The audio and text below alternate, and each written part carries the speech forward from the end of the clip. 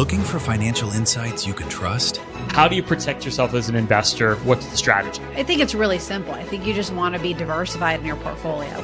The Payne family brings real-world experience to every conversation. Well, I think that's the problem right now is, right, a lot of people that are close to retirement, they're taking so much risks. And if we do get a big sell-off, it could derail their retirement. Listen to the Pain Points of Wealth on the Red Apple Podcast Network. Whether you bond over streaming binge-worthy videos, watching sports recaps, video gaming, or by unplugging altogether, the 2026 Lincoln Nautilus Hybrid helps keep you connected throughout your journey. Learn more at Lincoln.com. Available connectivity features and functionality vary by model. Package pricing, trials, and term lengths vary by model. Video streaming and games are only available while parked. Let the Record Show with Judge Richard Weinberg, Suffolk County Republican Committee Chairman Jesse Garcia, and essayist and commentator Eric Lavine on the Red Apple Podcast Network. Welcome back to Let the Record Show with Chairman Jesse Garcia of the Republican Party. Jesse is the Vice Chair of the New York State Republican Party and the County Chair of the Suffolk County Republican Party. With us is our co-host, Eric Lavine, noted attorney, commentator and essayist, and I am Judge Richard Weinberg. So, gentlemen, as I often say, a lot is going on. Let's start internationally, then we'll move into America, then we'll talk about what's going in New York State. Let's begin with the president and Iran. And I frame this issue as what's necessary and what's next. An opportunity that must not be lost. That's how I believe this.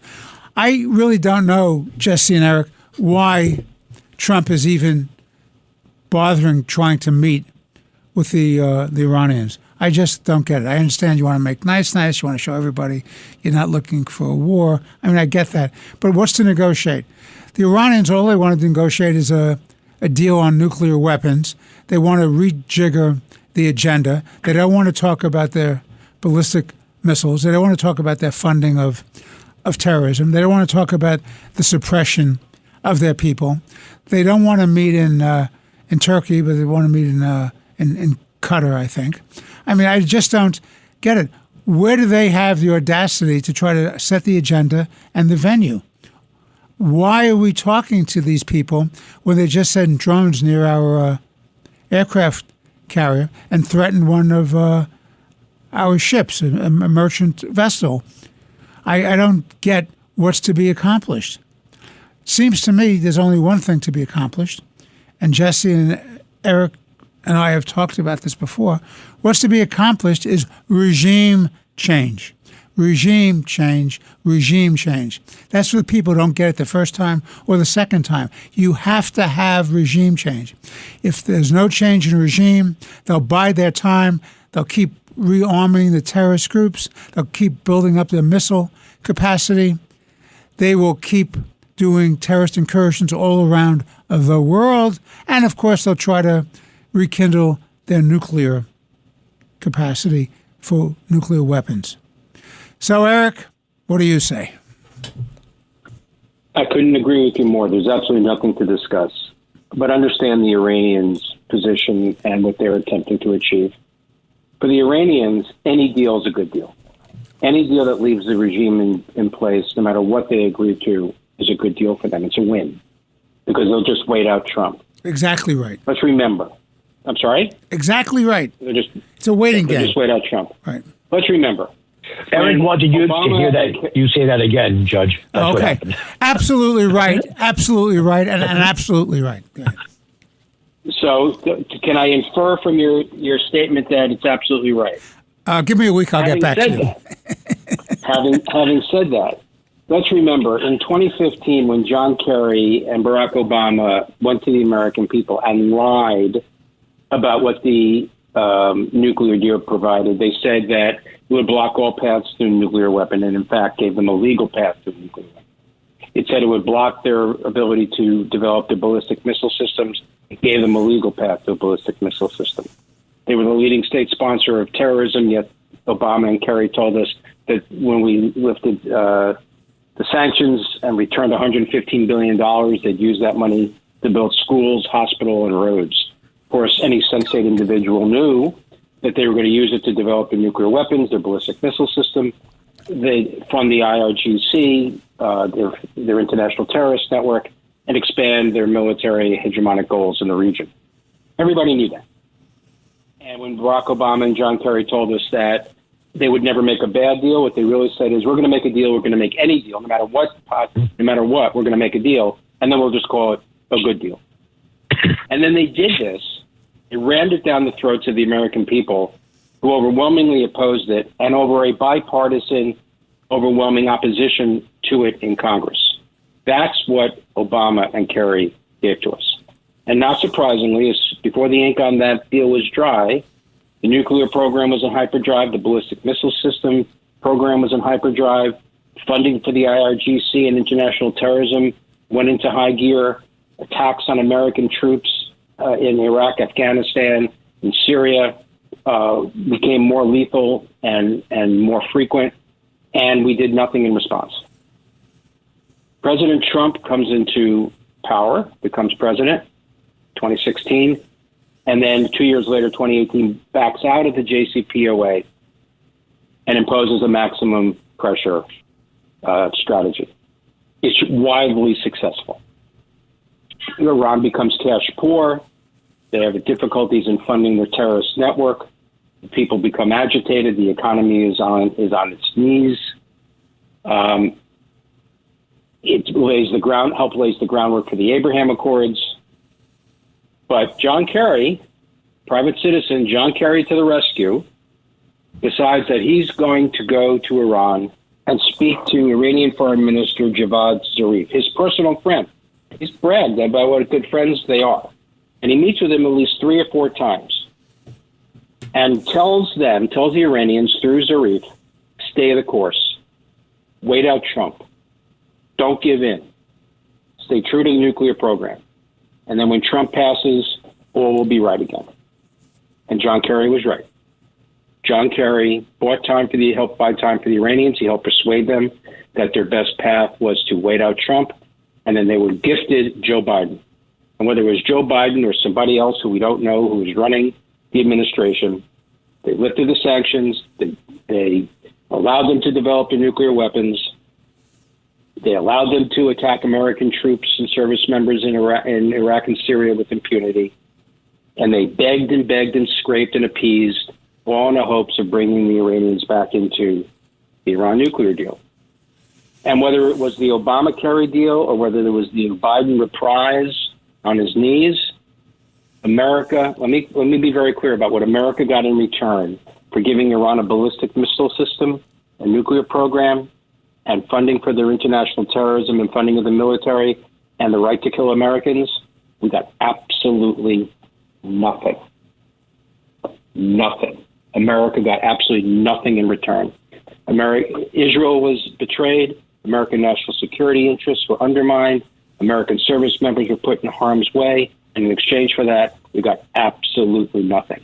Even this lie about anytime, anywhere inspections, military sites expressly were carved out from inspections. And then for the UN inspectors to go in and look, if they thought Iran was cheating, they had to jump through all kinds of hoops and get over all kinds of hurdles before they were ever able to inspect the areas where they thought the Iranians were cheating. Giving the Iranians months to clean up the sites and cheat with impunity. Trump saw through all that.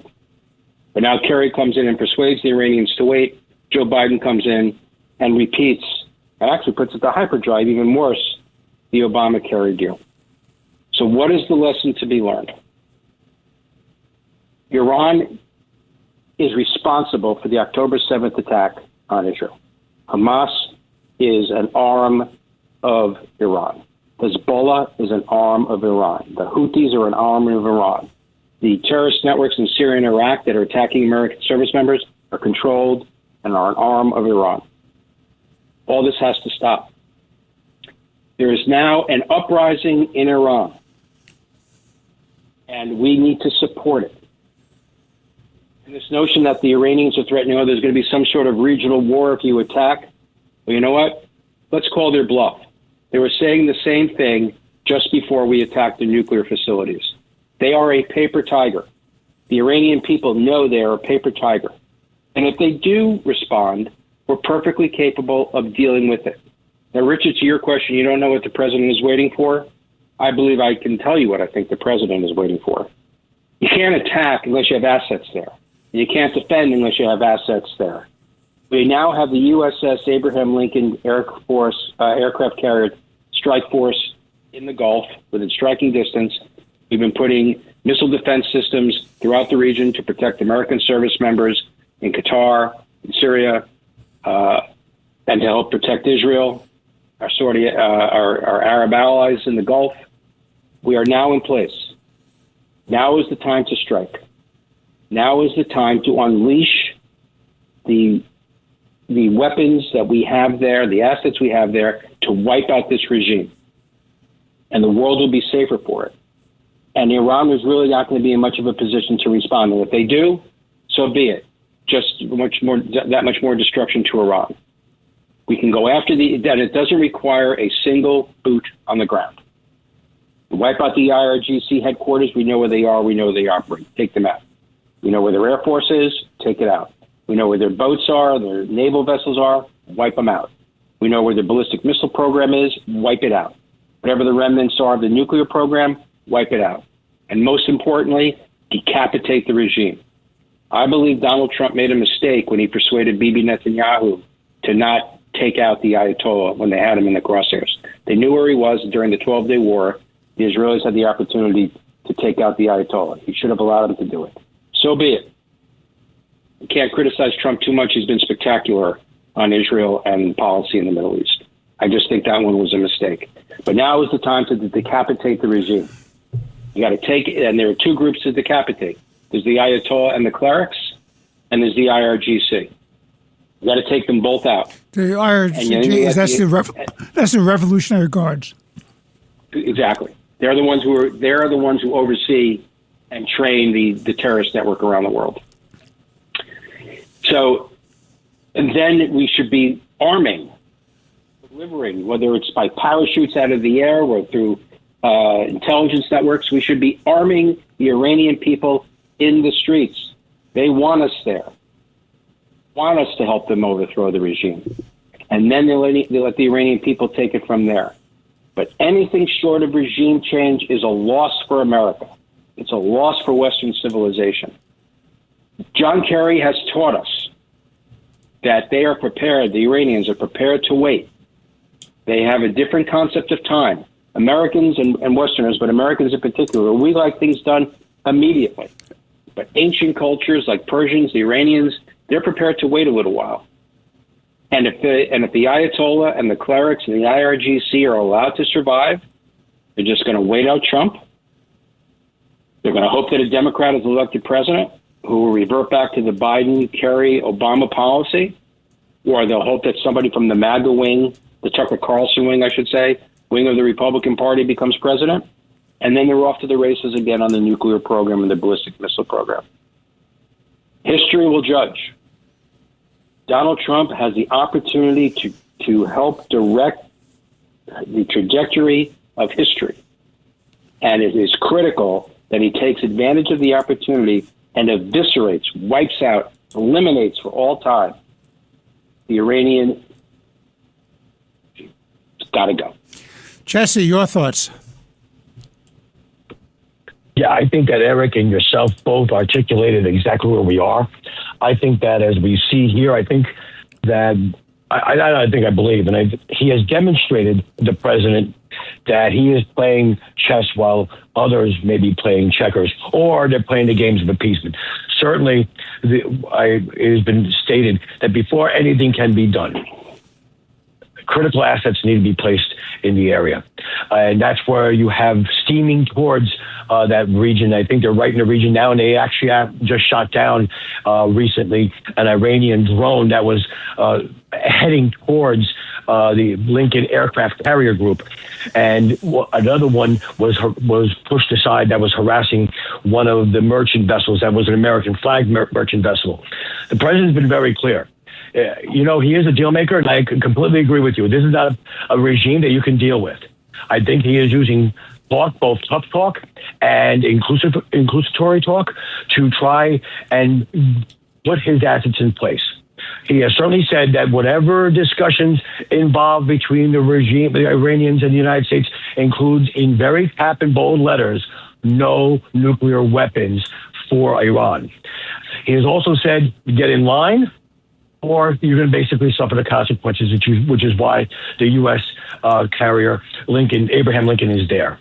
I do agree, though, that while we do not want to get into a forever war, and that's not what this president's going to lead us down into, whether it be in Venezuela or anywhere else in the region, he has been the partner with Israel for the time being. This world is going to be better. It's going to be safer, and it's going to have an opportunity to come together in a form of cooperation, both economically, diplomatically, and from the United States' national security point of view. With the mullahs and the regime currently in place, and the radicals in place in the leadership of Iran gone. What's scary is what both of you said. Sometimes our adversaries are playing the long game longer than we are. I believe that, and I trust that Donald Trump understands that, and that while he may have trust that a Republican will follow him, I believe that he understands that his is a just and right cause to ensure that there is not a radical regime in Iran to threaten the United States after his tenure is over as president. I believe that, and I understand and I see, and I truly want to put forward that that's why we're seeing tough diplomatic stances, an invitation to the table, but I believe all that is part of a larger game of chess where assets are being moved around, those we see and those we don't see, that will allow the United States and its partners, most likely Israel, to pounce when the moment is right. Well, I hope so, Jesse and Eric, because I think one of the worst things that can happen is, number one, to tell the world help is on its way to these poor people who are dying by the thousands and thousands and being disappeared by the thousands and thousands.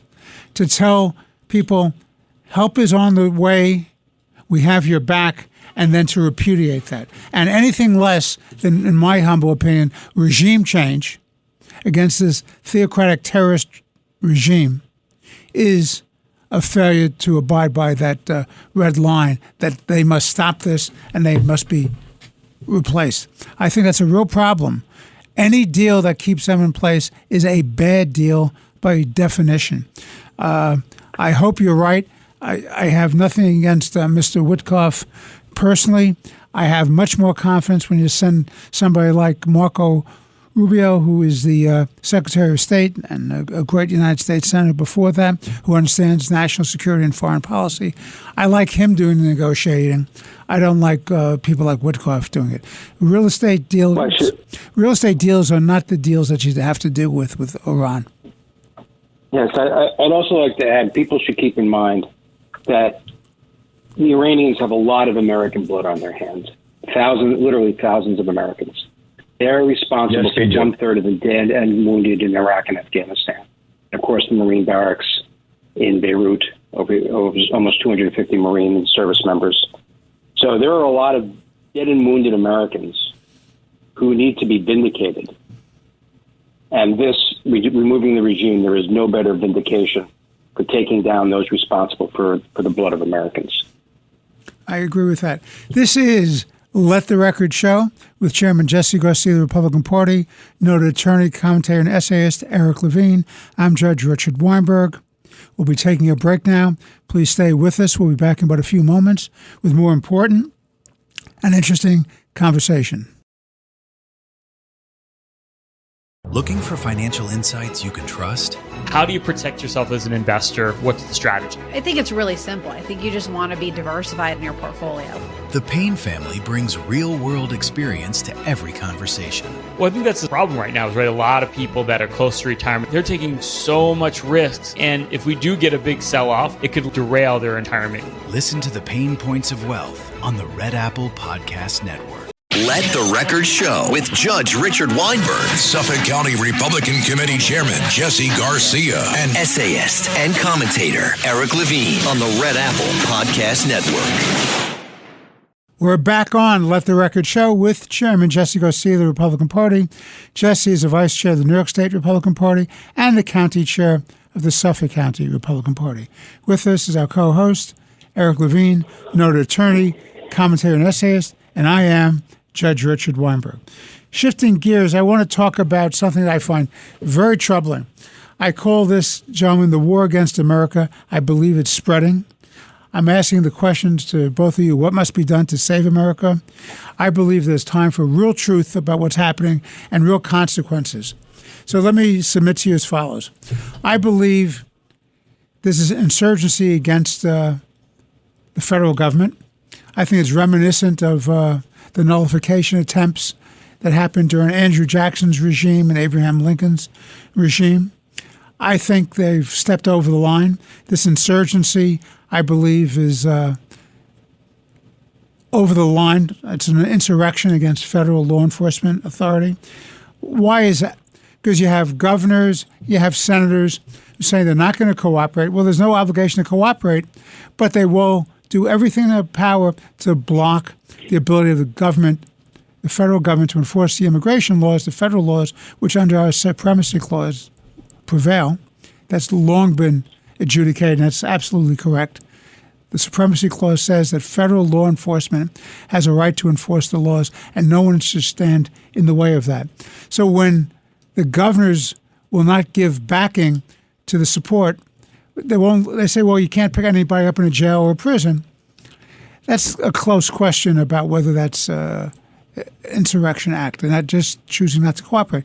But when they won't give police protection to the forces of the federal government and picking up these people, making it much more dangerous to pick them up on the streets and needing more manpower and body power to do that when you can pick them up in a jail, that's a real problem. That, I think, is an interference with federal law enforcement. You know, you're not backing the back. When they would do call-ins on 911, they were being surrounded, they were being ignored. You have people like the Mayor Fry, the Governor Walz, the members of Congress, the Attorney General Ellison. They're all bad-mouthing federal law enforcement, calling them fascists, calling them Nazis, calling them terrorists. And now the latest gambit is they're taking over the streets, Jesse and Eric. They're putting up blockades at street by street, and they're demanding people who are driving by to show identification that they're not federal law enforcement. Can you believe that? And the latest report is they claim that they're going to try to populate 1,000 checkpoints around and in the city of Minneapolis. I mean, what is that about? And then you have the leaders of the United States Senate, Schumer, leaders of the House Representatives, Hakeem Jeffries, and they keep the name calling and saying that Trump is over his skis and Trump is wrong. Maybe we wouldn't have had this problem if you had a Democratic president and his regime who hadn't opened our borders and put us in a state of chaos with illegal people who are cartel members, gang members, importers of drugs, child traffickers, rapists, murderers, the insane asylums emptied. I mean, maybe that's the problem. And yesterday there was an argument we had in my office, and somebody said, well, you're just against the Spanish-speaking population. No, I'm not against the Spanish-speaking population. And in fact, the Spanish-speaking population of America supports closed borders because you cannot have a country with open borders. And the people who are most victims of this terrorism by these illegal migrants who come in who are violent are the people in the communities. So please give me a break with that nonsense. This is not about being anti-immigrant. We're for immigration, but it's lawful immigration. This is not about being anti-Hispanic. We have no problem with that, and the Hispanic people themselves support closed borders through a legal system. Eric. Yeah, so there was an interview, I think it was on CNN, with Mayor Fry, and one of the CNN reporters, to her credit, asked Fry, so you're opposed to these policies of ICE rounding up illegal immigrants that are in your prisons, and yet during the Obama administration, they had the exact same policy and nobody had any objections. Why the difference in treatment? And he had no answer. He babbled a little bit, but there was a complete non sequitur. There's no answer. Because at its core, this really isn't about ICE, and this really isn't about illegal immigration or how you treat immigrants. At its core, this is an effort to create no-go zones, much like they have them in Europe, to push the federal government or ultimately the state government out. If you read Saul Alinsky's book, Rules for Radicals, one of the common threads throughout the entire book is how to prevent authorized government, duly elected, democratically elected governments from exercising sovereignty over its own territory. This is right out of the Saul Alinsky Rules for Radicals handbook. So remember, they had the BLM riots, you had the riots after the George Floyd murder. Whatever the call, you have people trying to take over prisons in Oregon. This isn't about any particular issue. This is about undermining American sovereignty over its own territory. And, Richard, when you talk about these checkpoints, I mean, this is something out of the Beyond Thunderdome dystopian movies. You have clans, tribes, sects, different sovereigns, preventing people from moving from one area to another, having their own areas of control. It's garbage. That's not how this works. What the state government should do, and if they won't, then what the federal government should do, is summarily arrest all these people. Knock down the checkpoints and arrest the people that are stopping law-abiding Americans, law-abiding citizens who are trying to go to CVS to pick up a prescription for their kid, as if somehow they have some authority to do anything. If they've been deputized by their virtue signaling to be able to challenge the authority of the United States government. Now, Richard, you made a very important point. Say that, as Jesse would say that again, please. Well, maybe it wasn't so important. Oh, okay. But having said this, you make a very important point. See, you have forget my point. When you have these, you have people like Chuck Schumer and Governor Walz and Mayor Fry encouraging this insurrection, encouraging these protests. It becomes very difficult for the federal government to operate. And I really think we have to start looking at where this line is drawn between what the state is allowed to do and when it becomes completely federal authority to do. And to the extent that elected officials are encouraging people to break the law. It's aiding and abetting. It's aiding and abetting. Exactly. What, if any, liability do they have arising in aiding and abetting type of liability? But this has to stop. This has to stop. I mean, Holman has gone there, and he's trying to do his best to work with Walz and work with Fry, and he's trying to give them what they want in terms of tamping down the pressure. But they all have none. They're having none of it. They want to keep the pressure going. When Holman goes to them and says, "Look, I'm going to withdraw a lot of my ICE agents, but what I'd like in exchange is I want to go back to the Obama model. I want to go back to when you arrest somebody, Governor Walz, and put him in a state prison, and they're here illegally, and we have a bill of attainder to get them. We want you to give them to us. We can do that peacefully. We go into the prison, we hand them over to us, very peaceful." Mayor Fry, same thing. When the city of Minneapolis arrests someone, and we have the right to detain these people, we want you to hand them over to us. These are illegal aliens that have come here, and you have determined, the city of Minneapolis has determined, that these people are criminals that have broken the law, not us. And we want you to turn them over to us. And that way this can all be done peacefully. And when they don't do that, that just tells you that this is not about ICE. It's about challenging the federal government. When a Mayor Fry can't tell you why it was appropriate in the Obama years, but it's inappropriate in the Trump years, this tells you that it's not about ICE. And it's very dangerous, and it's really important that the federal government not be retreating. Now, I'm not saying that we shouldn't try to tamp down the hostilities and try and make things a little more peaceful. I'm not saying that at all. But the federal government can't lead, that can't run and turn tail and just say to the state of Minnesota or the city of Minneapolis, all right, we're washing our hands of this. It's not how it works. This is a federal system. There are 50 states, and they have their rights under the Constitution, and the federal government has its rights and obligations under the Constitution, and they have to be followed. What they're trying to do here is ignore the Constitution, these protesters. And by the way, these are all the same protesters, whether they're Confia Nazis at Columbia, whether they're protesting George Floyd, whether they're protesting ICE, wherever they're throwing bricks and fire bombs, Molotov cocktails at prisons in Portland. These are all the same people. See where the money comes from to fund these people? It's the same source of funding. So we really should get our heads around, I think, the bigger picture of what this is all about. ICE is just the cause célèbre. It's the crisis du jour. These people are truly interested in undermining the sovereignty of the federal government and kind of separating from it in their own little civil war. And it cannot be allowed. Absolutely right. Jesse, I turn over to you, but I just want to frame this to you because I was very upset. I don't watch the Grammys or the Oscars anymore. One, I find that these shows boring, but two, more importantly, they've become political extravaganzas for the political rhetoric and the anti-American, anti-Trump hostility that's prevalent in certain segments. Why?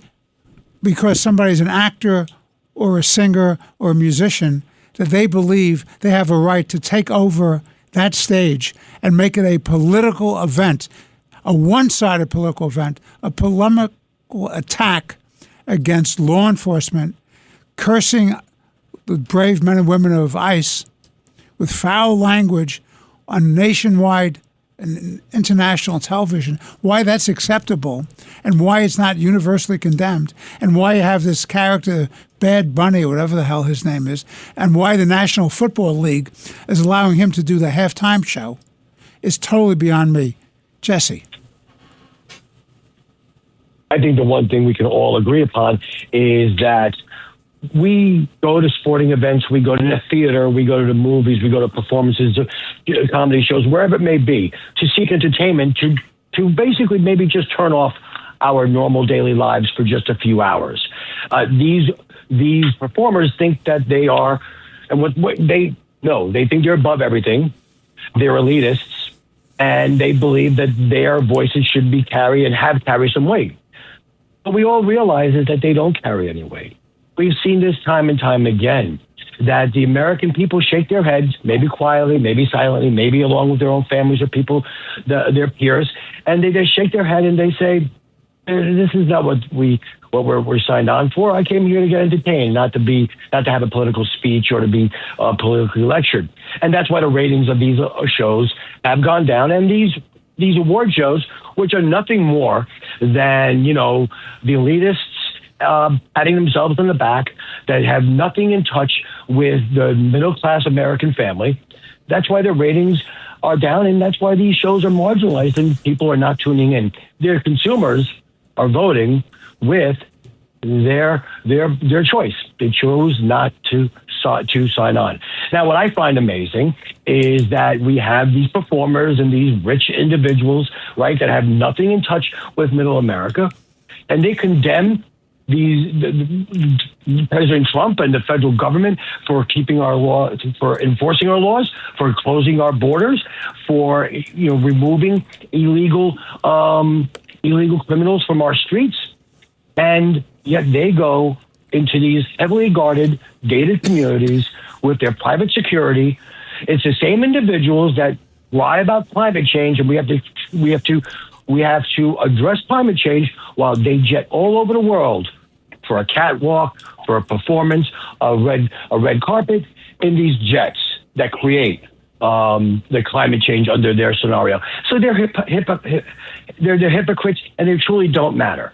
But I think that one thing we should focus on, and I think maybe Eric touched upon it at the end of his analysis, is these rich individuals who want to impose their will, their beliefs, their ideals on the American people, despite the fact that the American people voted the way they did for safer streets, more affordability, with the by giving the Republicans control of the House and the Senate, as well as returning Donald Trump to the presidency, is that they are at the center of where the funding for these demonstrations, Antifa, all these demonstrations that are happening in Minneapolis and in other areas, there are paid agitators.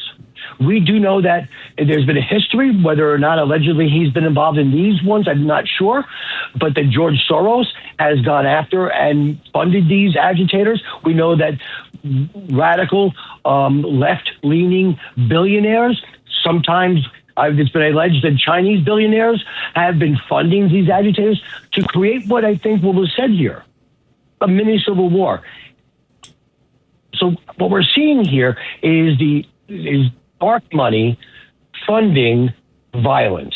And I truly believe that one of the things that this government needs to take get really its hands around is identifying those individuals funding these violent acts, these violent protests, and bring them to justice. That's the one way we're going to be able to keep our streets safe. And if there's a natural, organic discourse that needs to take place, if there are debates and there are nonviolent protests, that's what the First Amendment's about. But these are being paid agitators to create violence and illicit riots. And let's bring back the summer of 2020 where, these mob rules will take over full cities like Portland and others throughout the country during the riots of 2020. We already lived through that. We're not going to allow through that. And we do know that the enemies of not only this administration, because that's political. Now I'm speaking as American. Enemies of our way of life and the American way of life are trying to divide us from within. And that's where we need to focus and bring them to justice to end it. I agree with all of that, Jesse. I would add two quick points.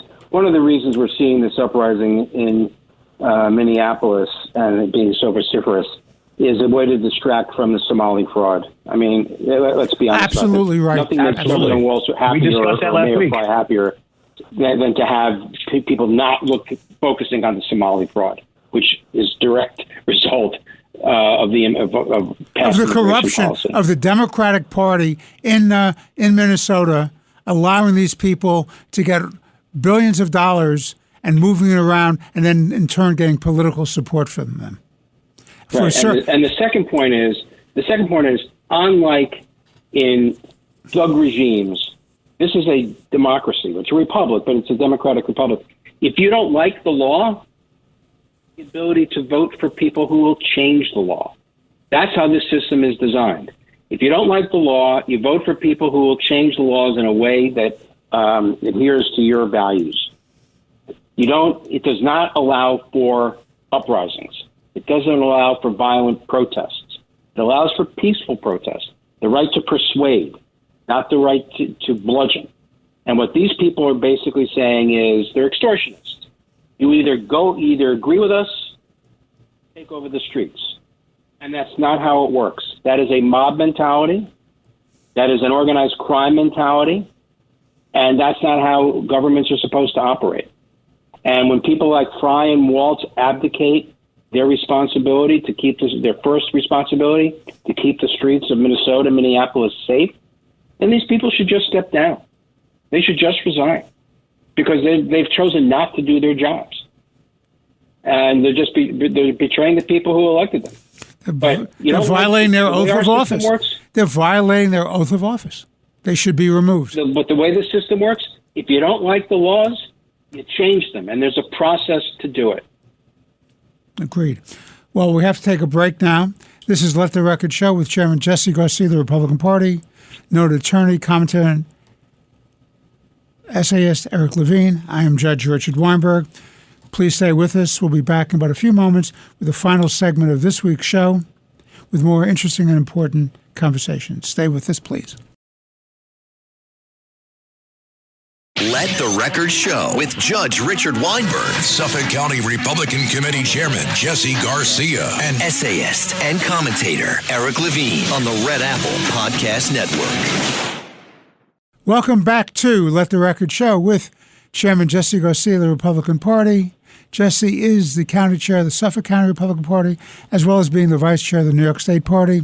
Eric Lavine, noted attorney, commentator, and essayist. I'm Judge Richard Weinberg. So, shifting gears, gentlemen, I want to talk to you about the Mondami political honeymoon should now be over. And let me submit to you why, and I want to get both of your thoughts on this. You know, one of the basic things about being a mayor is providing municipal services, keeping the government working, keep the city working, keep the economy working, allowing kids to go to school, allowing people to go to work, allowing the hospitals to provide for the patients, food at the grocery stores, medical attention from these clinics in the neighborhoods. Everything came to a halt in the city of New York, and it came to a halt for a better part of 10 days. And if I look out the window here in Manhattan, you still have these big snowbanks which block passage of cars and of pedestrians, and things did not move. And in my opinion, Mondami failed in that test. He was wearing a nice new jacket that was custom made and custom embroidered, and he looked just swell, because he always looks just swell, but he didn't do his job as mayor.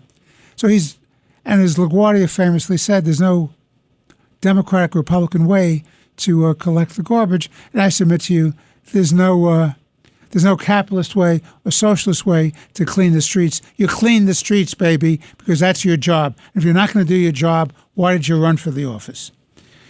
So I want to raise a couple of things, and I want to get your thoughts. There was just an incident with an emotionally disturbed person, and he wound up being shot by the police, and he lunged at the cops with a knife.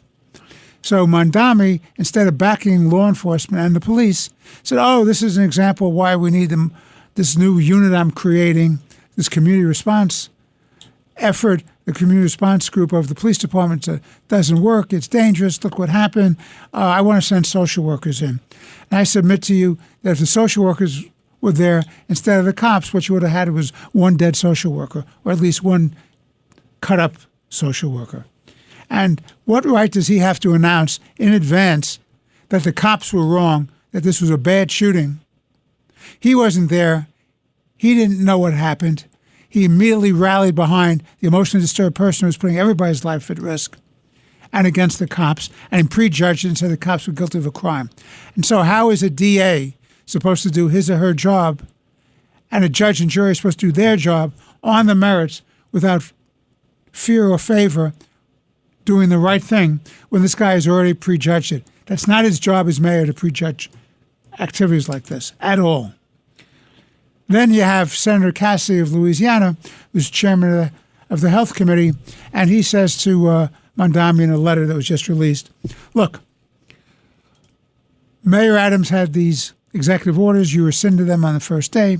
They protected the Jewish community. They protected houses of worship. They protected against discrimination against the state of Israel and the Jewish community by the boycott, divestiture, sanction, which was vetoed by Mondami. He says, no, that's off the table. So that means that the government of the city of New York can get involved in foreign policy by boycotting and sanctioning, divesting from the state of Israel. Really? And Senator Garcia, to his credit, points out, he says, look, if you're doing this and you're discriminating against the Jewish community in New York, you may well have waived and violated your obligations under federal law to get federal money for health care. And it's in excess of $2 billion, which is due in June. And he's saying, I want to know what you're doing to protect the community, what you're doing to stay out of that kind of nonsense, and you're doing your job. So it'll be interesting to see what the response of the Mondami administration is to Senator Garcia and the Health Committee of the Senate. And then last, the New York City Department of Health. The Department of Health has this little clique who decided that Israel is involved in apartheid, genocide, brutality, bias against the Palestinian people, and therefore they've created a working group using governmental space, governmental time, governmental resources, the auspices of the New York City Department of Health to attack the state of Israel and the Jewish community. And to her credit, the new Speaker of the Council, Julie Menon, as well as the Chair of the Health Committee, Lynn Schulman, are calling them out on this, and there will probably be hearings by the City Council about this renegade group in the Department of Health. I respectfully submit these people have already violated the city charter by engaging in political activity using government resources. They should be charged with the misdemeanor that is, and they should be fired. Eric. Yeah, and in terms of you're saying that Mamdani's honeymoon period is over, I think for many of us there was never a honeymoon, and for people like the Democratic Socialists of America, the honeymoon will never end because they love this. But it's very, very problematic. I mean, to your point regarding the police and this mentally disturbed individual who came at the police officer with a knife. The idea that he would go to the knife wielder's family and publicly state, to give his condolences and then publicly state that this individual shouldn't be prosecuted, that is so out of his realm. I mean, that's completely, Alvin Bragg's department. Now, I understand Alvin Bragg may decide to prosecute the police officer because his view of the world is almost as distorted as Mamdani's. But notwithstanding that is not Mamdani's role to say. But Mamdani loves this because by siding with the person who is threatening the cop, he alienates cops, and he's interested in alienating cops because he wants cops to resign. And he's going to succeed in that because while he truly in his heart and soul, and he's going to be known before he ran for mayor, wants to defund the police. For him, the best way to do it is to antagonize the police so that it increases the already record-setting retirements that we're seeing. So if you get more and more police retiring, he says, I didn't defund them, they left. If he discourages people from joining the police academy, he says, I didn't, prevent people from joining the academy. They just chose not to sign up. So you'll have a depletion of the police force, and in their place, he will put social workers. And the social worker, if they had been called first to this circumstance, as you point out, Richard, correctly, he'd have one dead social worker. And then would he still be saying, well, this person is mentally disturbed? What they really need is treatment, not prosecution. This is the dystopia that this guy lays out. But for the Democratic Socialists of America, for the true believers, for the people in his administration, this is great. It's exactly what we want. When you come to the point about the Bill Cassidy letter and is questioning Mamdani's executive orders, which really solidifies anti-Semitism as the policy of New York City government, Mamdani would say, well, I'm not an anti-Semite. I'm an anti-Zionist. For him, the political rhetoric is, if you're a Jew, I love you, unless you support Israel, unless you are a Zionist. In which case, if you're a Zionist, you are an oppressor. You are white, and you are an oppressor. And if you are an oppressor, the oppressed are allowed to rise up and defend themselves in any possible way, however they want to do it. And you're not entitled to protection. So he's prepared to protect his Jews, but he's not prepared to protect Zionists. That's really the bizarreness of that's really the fine point and distinction that he makes. So when he starts saying, our treasured Jewish community, what he leaves out is our treasured Jewish community to the extent that they do not support the state of Israel and believe that the Jewish state has a right to exist. That's what he leaves out. That's why he says, when a Nazi or right-wing group draws a swastika on a synagogue, he's appalled. But if kafir Nazis show up at a synagogue and chant, globalize the Intifada, we're with Hamas, Hitler was right, those people, that's okay because they're the oppressed rising up against oppressors. They're speaking out against Zionism. That's legitimate. And that's a distinction he draws. So when Bill Cassidy writes his letter, Bill Cassidy is writing from the perspective that if you're anti-Zionist, you're anti-Semitic. Mamdani sees it as, if I'm anti-Zionist, I'm fighting hate. But he distorts the definition of anti-Semitism to say, how can I be an anti-Semite? Because I'm going to define it in a way that excludes anything that I do. So I can't, by definition, be an anti-Semite. Understand, that's why he repealed in his first day, as part of one of his executive orders, the definition of the International Holocaust Remembrance Association's definition of anti-Semitism.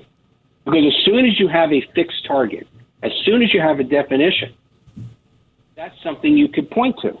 And part of that definition is to say, if you do not believe the Jewish people have a right to their homeland, or that the Jewish state of Israel has a right to exist, that reflects anti-Semitism. By definition, Mamdani would have been an anti-Semite. That's why he had to repeal it. So in order to make him put himself under the rubric of I'm not an anti-Semite, that's why he had to repeal this. But from Cassidy's perspective, the IHRA is policy in the federal government. Mamdani is an anti-Semite, and he's challenging that. And kudos and bravo to Cassidy. And I am all for his cutting off funding to the city of New York, notwithstanding that I live and spend a lot of time there and work there. There are things that are more important. Mamdani cannot, with his demonic smile, he says and do these crazy things, which are anti-American, anti-Semitic, pro-socialist, anti-Western civilization, and then he'll smile as if now everything's okay. And a perfect example of what is going on at the City Department of Health. This doesn't happen by accident. He is setting the example. So the City Department of Health, which should have no international policy, foreign policy, this idea, it's not just that they are saying that they're wading into foreign policy and accusing Israel of committing genocide. It's a lie. They're weighing in, and this doesn't bother Mamdani. Has anybody heard criticisms about this? Has he spoken out against it? Not at all. Of course not. Not at all. Not at all. He's been absolutely silent about it because he supports it. And this is going to be a real problem. So the two groups, and this should come as no surprise, because the two groups that Mamdani attacked most in his prior life before he ran for mayor, and for a large part while he ran for mayor, were the cops and Jews. He detests cops and Jews, and to the extent that he can force cops out of working, push them out of the force, or he can coerce Jews into leaving the city.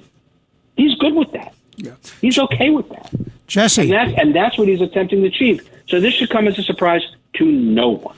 Jesse, you know a great deal about government, having been a government official and being the county chair out in Suffolk.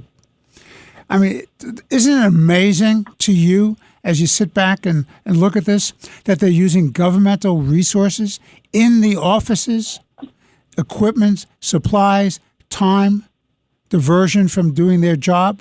If they want to go outside the premises and not use governmental resources, that's one thing. But if they're misusing government resources, shouldn't the DAs be going after them? Absolutely. I don't think the DAs will do anything there, but any right-minded individual in government should do two things immediately. Number one, anyone that's involved in that using taxpayer dollars for political purposes, if they're an at-will or at the pleasure of management employee, should be terminated immediately. If you're a union, if you have union protection rights, there's a process in which you need to be followed for a Section 75 with hearings and representation by that individual, by his labor group, and actions to terminate, suspend, or to discipline should be taken immediately. And certainly there should be a third aspect of this, an audit to make sure where else this is happening in New York City's government under that stake. We saw some of this take place in the federal government under the Biden administration. So that's number one on that issue. No, you can't do that. It's against the law, and it really is against the public trust. And that's why there's skepticism about local government amongst the electorate. I know we're banging up against our deadline here. The other thing about Mamdani, he's a 33-year-old no-show assemblyman that's a Nepo baby who is successful, but because of his rich parents and his mother, who's part of the entertainment industry, who I believe allegedly may have also been named or in the Epstein files. He has no experience. The reports say three times. 3 times. No experience running a business, no experience running himself. He never or rarely showed up as a member of the assembly in Albany, this was destined to fail. The first test, I mean, there is these little milestones that we look at like in politics. The first test for any chief executive is always going to be your first winter storm. He failed miserably. 16 or 17 people died because of that. That's what I wanted to get to. There's an inconvenience with the snow blocking sidewalks, and the snow did fall. And I mean, every Department of Public Works had an issue clearing streets. It doesn't matter with the way the snow fell. But his policy, his choice to not shelter these individuals, to allow those encampments, led to the death of 17 individuals. This is the death of 17 individuals on his hands. And the city council should hold him accountable. Even those who are like-minded in their political philosophy. Think of it this way. You just lost 17 voters that are part of your constituency, and it never should have happened. As it comes to this issue with this unfortunate shooting in Queens with this individual that's mentally disturbed, I have to admit, mainstream media held Mondami to the fire when he, I think, was just waiting for something like this to happen so he can come out with his community protection force to replace the police officers. And he stated that, like you said, social workers should be sent when a 911 calls out. And then until there is a violent situation, such as a weapon, the New York Police Department should be called on the scene. Well, as the reporter aptly pointed out to him, in this 911 call, there was no alert to a weapon. It's when the New York City police officers, those brave men and women, went to the location to remove, as the family requested, this individual from their home, that he was a knife-wielding individual, and they followed their training to protect themselves and to protect those innocent victims there. It is an unfortunate situation, but what are we going to do under Mondami's world?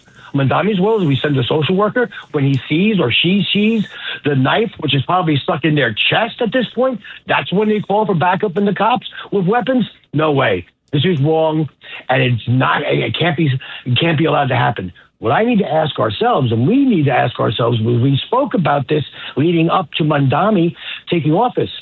I supported Police Commissioner Tisch staying on board. But I wonder what's going on in her mind right now. Is she regretting her decision? Is she contemplating her future because of these actions, not by the men and women of uniform or of the police department, but of the mayor of the city of New York? Well, I think that's exactly right. And this is precisely why I thought that Police Commissioner Tisch should not have taken, this is one of the rare times that Jesse and I disagree. She should not have taken the position. She should have resigned because she continues, as long as she's there, she continues to give cover to this guy's anti-cop rhetoric and anti-Semitic policies. I think that's right. I think we need an entire segment on what we both discussed here. The future of the New York City Police Department, the way that they're trying to get retirements to increase, slow down academies entrance, and what will Commissioner Tisch do, and what kind of position is she in? Because as we disagreed, I think that you needed an adult in the room, and for the safety of the people in the city of New York, I said, politics, forget about politics. Put a good commissioner in place to keep us safe. But she has to be conflicted right now. I feel very badly for her. I believe she's trying. So do I. I think she's trying to do what, in her good conscience, is the right thing to do to protect the police force's integrity and its ability to function, to protect the public safety.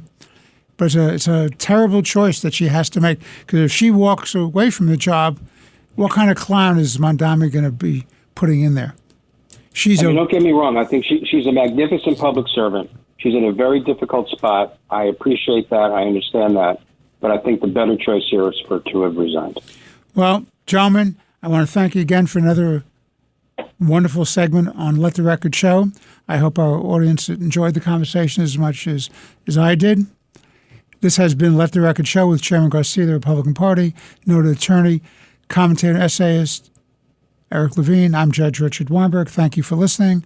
As always, God bless you, God bless your families, and God bless America. And Eric, to you, congratulations on your new granddaughter. We're very happy for you. And when she gets older, I hope she learns how to vote the right way, and Jesse will tell her exactly what that is. Whatever she does, it will be spectacular. That's all I can say. After all, she's a Levine. Thank you, go. gentlemen. Thank you, audience. Thank you. Thanks for listening to Let the Record Show with Judge Weinberg, Chairman Jesse Garcia, and Eric Lavine. You can hear Let the Record Show Sunday mornings at 6. If you like the podcast, share it with your friends and listen anytime at WABCRadio.com and download the WABC Radio app. Hit that subscribe button on all major podcast platforms. Plus, follow WABC on social on Instagram, TikTok, Facebook, and X. See you next time for a new episode, so you never have to wonder. What the heck is going on here? Looking for financial insights you can trust? How do you protect yourself as an investor? What's the strategy? I think it's really simple. I think you just want to be diversified in your portfolio. The Payne family brings real-world experience to every conversation. Well, I think that's the problem right now is, right, a lot of people that are close to retirement, they're taking so much risks. And if we do get a big sell-off, it could derail their retirement. Listen to The Payne Points of Wealth on the Red Apple Podcast Network. Well, the holidays have come and gone once again, but if you've forgotten to get that special someone in your life a gift, well, Mint Mobile is extending their holiday offer of half off unlimited wireless. So here's the idea. You get it now. You call it an early present for next year. What do you have to lose? Give it a try at mintmobile.com/switch. Limited time 50% off regular price for new customers. Upfront payment required. $45 for 3 months, $90 for 6 months, or $180 for 12-month plan. Taxes and fees extra. Speeds may slow after 50 gigabytes per month when network is busy. See terms.